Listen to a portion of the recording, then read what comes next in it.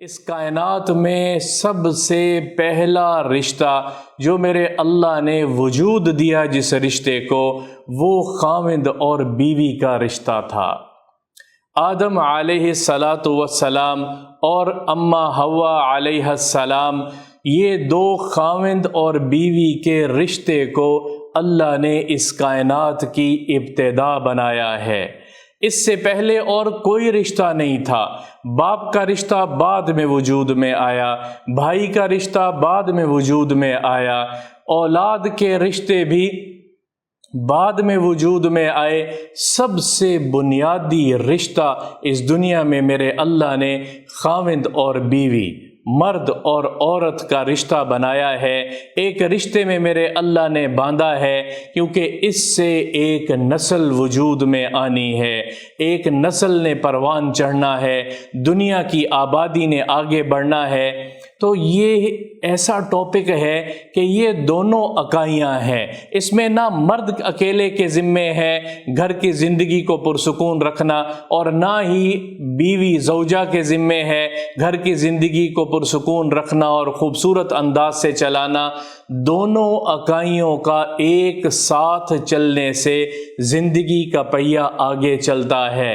اس کے بغیر زندگی وجود میں نہیں آ سکتی، اس کے بغیر اولاد وجود میں نہیں آ سکتی، اس کے بغیر تربیت نہیں ہو سکتی۔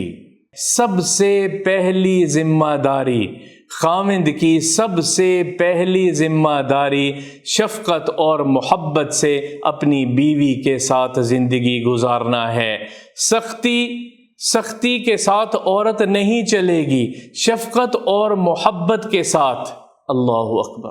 حضور اکرم صلی اللہ تعالی علیہ وسلم کے ایک خادم تھے، ایک غلام تھے، ان کا نام تھا انجشہ۔ امام بخاری نے اس حدیث کو نقل کیا ہے۔ انجشہ رسول اللہ صلی اللہ تعالی علیہ وسلم کے یہ صحابی، یہ غلام اونٹوں کو لے کے جا رہے تھے، اور ان اونٹوں پر صحابیات یعنی مستورات سوار تھیں، اور اونٹ کو چلانے کے لیے انجشہ آواز لگایا کرتے تھے جس سے اونٹ مانوس ہو کے چلا کرتے تھے۔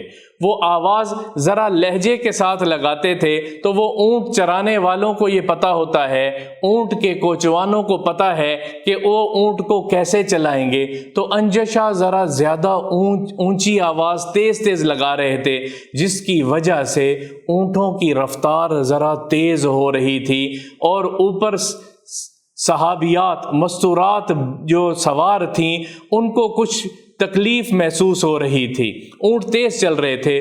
تو اللہ کے نبی صلی اللہ تعالی علیہ وسلم نے انجشہ کو خطاب کیا ہے، ویحک یا انجشہ، اے انجشہ، رویدک بالقواریر، رویدک بالقواریر۔ انجشہ، مستورات سوار ہیں، آرام سے اونٹوں کو چلا، نرمی سے اونٹوں کو چلا۔